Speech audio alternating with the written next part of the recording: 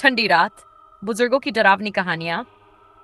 सुनो ना, अगर तुम पहली बार मेरे चैनल सुनील श्रीवास्तव डरावनी हवेली हिंदी स्टोरी पर आए हो, तो दिल से स्वागत है आपका। मैं हूं सुनीता श्रीवास्तव और मैं आपको सुनाती हूँ ऐसी कहानियां जो सिर्फ डराती नहीं, बल्कि आपके दिल में बस जाती हैं। तो जल्दी से वीडियो को लाइक करो, चैनल को सब्सक्राइब करो और घंटी वाला बटन जरूर दबा देना, ताकि ऐसी ही डरावनी रातें आपके पास हर रोज पहुंचती रहें। चलो, अब आज की कहानी शुरू करते हैं। उस रात ठंडी कुछ ज्यादा ही थी। हवा ऐसी चल रही थी जैसे किसी के कान में धीरे धीरे कोई राज फुसफुसा रही हो।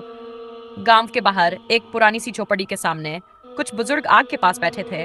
लालटेन की हल्की सी रोशनी और उनके चेहरों पर पड़ती परछाइयां, सब कुछ बहुत अजीब, बहुत डरावना लग रहा था।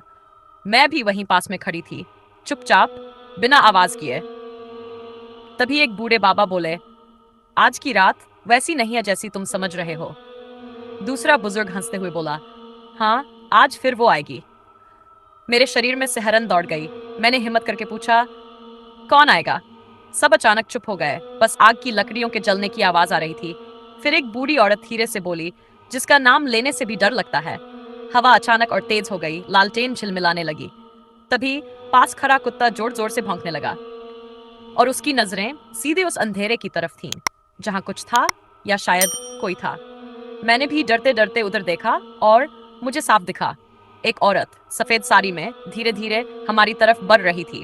उसकी पूरी तरह से काला और आंखें जैसे जल रही हो। मेरी सांस रुक गई। मैं चिल्लाना चाहती थी, पर आवाज ही नहीं निकल रही थी। तभी वो बूढ़ी औरत जोर से बोली, सब नीचे देखो, उसकी आंखों में मत देखना। पर बहुत देर हो चुकी थी, क्योंकि वो औरत अब मेरे बिल्कुल सामने खड़ी थी और उसने धीरे से कहा, तू मुझे देख सकती है। आगे क्या हुआ वो और भी खतरनाक है। अगर तुम जानना चाहते हो कि उस रात मेरे साथ क्या हुआ, तो जल्दी से वीडियो को लाइक करो, सब्सक्राइब करो। बिल्कुल सामने खड़ी थी और उसने धीरे से कहा, तू मुझे देख सकती है। मेरे होंठ कांप रहे थे, दिल इतनी तेज धड़क रहा था जैसे अभी बाहर निकल आएगा।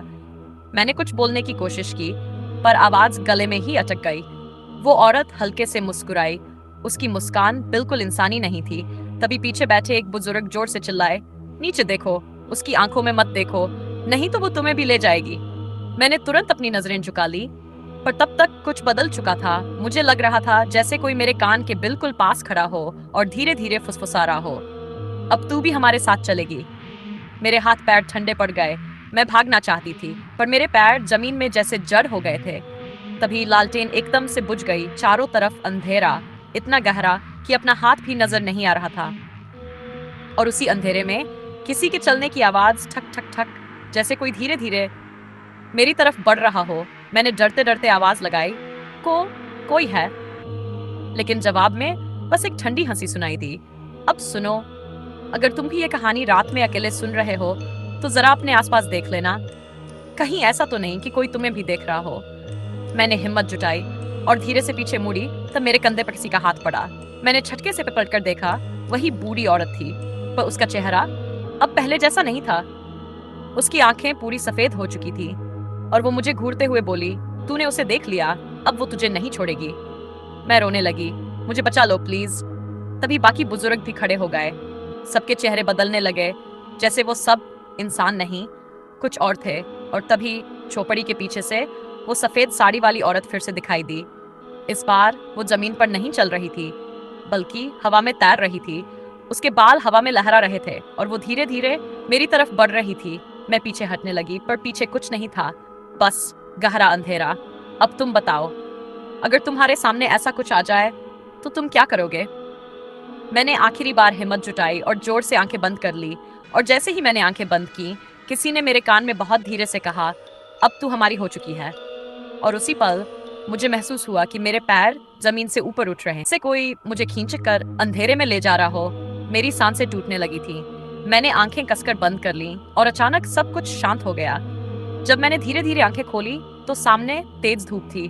मैं जमीन पर पड़ी थी, उसी झोपड़ी के पास। सुबह हो चुकी थी, पक्षियों की आवाज, हल्की हवा, सब कुछ बिल्कुल सामान्य, पर मेरे अंदर कुछ भी सामान्य नहीं था। मैंने उठने की कोशिश की, शरीर भारी लग रहा था। तभी गांव के कुछ लोग मेरे पास आए। एक आदमी बोला, अरे ये तो रात वाली लड़की है, दूसरा डरते हुए बोला, जिंदा है? या मैंने हिलकर दिखाया, जिंदा हूं। पर सच कहूं, मुझे खुद नहीं पता, तो मैंने हिम्मत करके पूछा, वो बुजुर्ग लोग कहाँ गए? सबके चेहरे अचानक बदल गए। एक बूढ़ा आदमी धीरे से बोला, बिटिया, वहां कोई नहीं बैठता सालों से। मेरे रोंगटे खड़े हो गए। पर मैं तो रात में उन्हीं के साथ। वो मेरी बात काटते हुए बोला, जिसे तूने देखा वो इंसान नहीं थे। हवा फिर से ठंडी हो गई। दिन में भी मैंने पीछे मुड़कर झोपड़ी की तरफ देखा। अब वहां कोई लालटेन नहीं थी, कोई निशान नहीं था, जैसे वहां कभी कोई था ही नहीं। तभी मुझे अपने हाथ पर कुछ अजीब सा महसूस हुआ। मैंने देखा, मेरी कलाई पर काले निशान बने हुए थे, जैसे किसी ने कसकर पकड़ा हो। और तभी मेरे कान के पास वही आवाज फिर से आई, तू बच नहीं पाई। मैं घबरा गई, चारों तरफ देखने लगी, पर कोई नहीं था। लोग मुझे घर ले गए। सबने कहा, अब सब ठीक है। पर उस रात के बाद हर दिन मुझे वो आवाज सुनाई देती है। हर आईने में मुझे अपने पीछे वही सफेद साड़ी वाली औरत दिखाई देती है। और सबसे डरावनी बात, अब मेरी आंखें भी धीरे धीरे उसी जैसी हो रही हैं, सफेद। अब तुम बताओ, अगर एक सुबह उठो और तुम्हें तुम देख रहे हो, वो सिर्फ तुम्हें ही दिख रहा है, तो क्या करोगे? कभी कभी कुछ रातें खत्म नहीं होती, वो हमारे अंदर रह जाती हैं। और अगर आज रात तुम्हें भी कोई धीमी आवाज सुनाई दे, तो पीछे मुड़कर मत देखना, क्योंकि शायद वो तुम्हारा इंतजार कर रही हो। कहानी समाप्त।